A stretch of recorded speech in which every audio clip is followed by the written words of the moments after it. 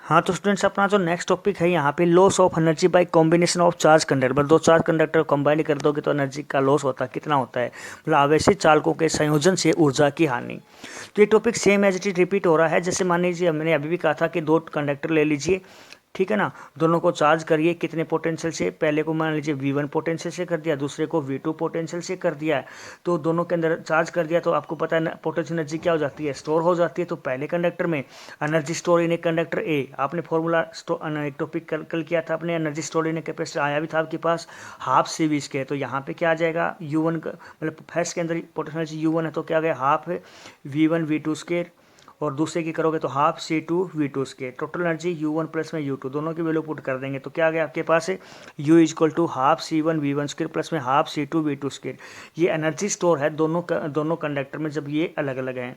अब आपको अभी भी बताया था दोनों को अगर वायर के द्वारा जोड़ देंगे तो क्या हो जाएगा कि चार्ज ट्रांसफर होएगा, और कब तक होता रहेगा, जब तक दोनों का पोटेंशियल इक्वल नहीं हो जाता। तो हमने यहाँ पे दोनों को वायर से कनेक्ट कर दिया और जिसके कारण दोनों का पोटेंशियल क्या हो गया है, इक्वल हो गया है। अब इसके अंदर जो एनर्जी है वो कितनी स्टोर होगी, पहले मान लीजिए U1 थी तो अब कितनी हो जाएगी, U1 डैश हो गई है। फॉर्मूला हाफ C का तो C1, क्योंकि कैपेसिटेंस तो कांस्टेंट क्वांटिटी होती है, हाफ C1 पोटेंशियल अब V1 नहीं करेंगे क्योंकि अब क्या हो गया है, V हो गया, हाफ C1 V स्केयर। इसी प्रकार से सेकंड कंडक्टर B कंडक्टर की बात करोगे तो U2 dash equal to half C2 V square हो गया। वही बात टोटल एनर्जी करोगे तो क्या आ जाएगा, U dash equal to U1 dash plus में U2 डैश। तो U1 डैश और U2 डैश की वैल्यू पुट कर दीजिए यहाँ से, दोनों कर दिया half C1 V square half C2 V square.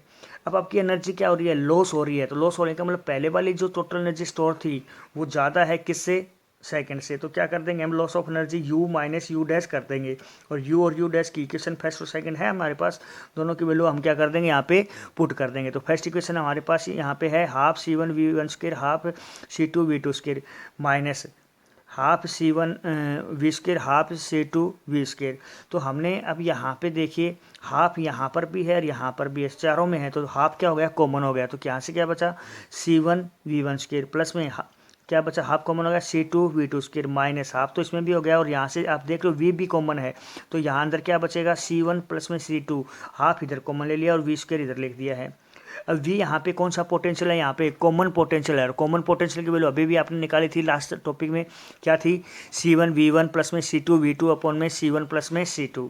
ये वैल्यू यहाँ पे हम पुट कर देंगे तो क्या आ जाएगा आपके पास, delta U equal to half, ये यूँ की यूँ लिख दिया हमने C1 V1 स्क्वायर प्लस में C2 V2 स्क्वायर माइनस ये ऊपर का यूँ का यूँ लिख दिया C1 प्लस में C2 V स्क्वायर है, तो ये V की वैल्यू तो स्क्वायर करके लिखेंगे C1 V1 प्लस में C2 V2 का स्क्वायर अपॉन में C1 प्लस में C2 का होल स्क्वायर।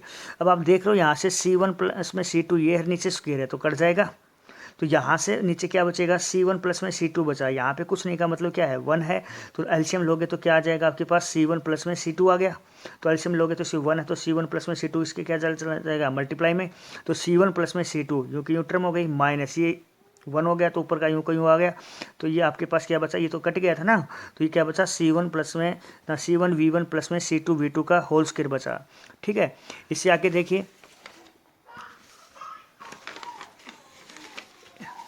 यहाँ से आप देखिए, हाँ तो यहाँ से आप क्या कर रहे हो C1 को इससे मल्टीप्लाई कर रहे हो, तो देखो यहाँ से C को C1 से C1 स्क्वायर हो गया, V1 का V1 स्क्वायर हो गया, प्लस में इसको C1 C2 V2 स्क्वायर। इसी प्रकार C2 को दोनों टर्म से करोगे तो क्या आएगा C1 C2 का C2 V1 होल स्क्वायर, और फिर यहाँ से C2 का होल स्क्वायर V2 का स्क्वायर माइनस माइनस अंदर जाएगी तो जितनी भी टर्म है तीनों टर्म क्या हो जाएंगी माइनस, क्योंकि A प्लस में B का होल स्क्वायर वाला आइडेंटिटी लगाएंगे यहाँ पे A square C1 square V1 square minus आ गया तो minus minus C2 square V2 square minus 2 C1 C2 V1 V2। ठीक है, यहाँ से आप देख रहे हो C1 V1 स्क्वायर और C1 V1 स्क्वायर, एक प्लस का एक माइनस का कैंसिल आउट। इसी प्रकार से C2 square V2 square plus का माइनस C2 V2 स्क्वायर ये भी कैंसिल आउट। तो यहाँ पे आपके पास 3 टर्म बचेंगी बस A1 2 और 3, बाकी कैंसिल आउट हो गई हैं। तो तीनों टर्म यहाँ से लिख दी मैंने अपॉन में C1 प्लस में C2। अब यहाँ पे तीनों टर्मों में देख रहे हो C1 और C2 क्या है, कॉमन है, तो मैंने यहाँ पे क्या ले लिया, कॉमन ले लिया C1 C2 को। तो क्या बचा यहाँ से पहले टर्म ये लिख दी मैंने V1 स्क्वायर प्लस में V2 स्क्वायर माइनस में 2 V1 V2 अपॉन में C1 C2 चला। ये आपका आइडेंटिटी लग गई है A स्क्वायर प्लस में B स्क्वायर माइनस 2AB वाली। तो क्या आ जाएगा V1, ये तो यूँ का यूँ लिख दिया, हाफ C1 C2 तो लिख दिया, यहाँ से क्या आ गया V1 माइनस में V2 का होल स्क्वायर, नीचे ये आपका आ गया C1 प्लस में C2, तो ये एनर्जी क्या हो गई है, लॉस हो गई है। तो यहाँ तक आपको करना है।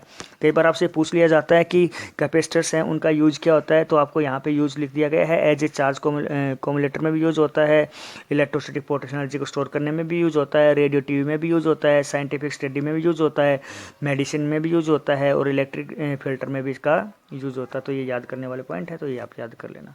ओके।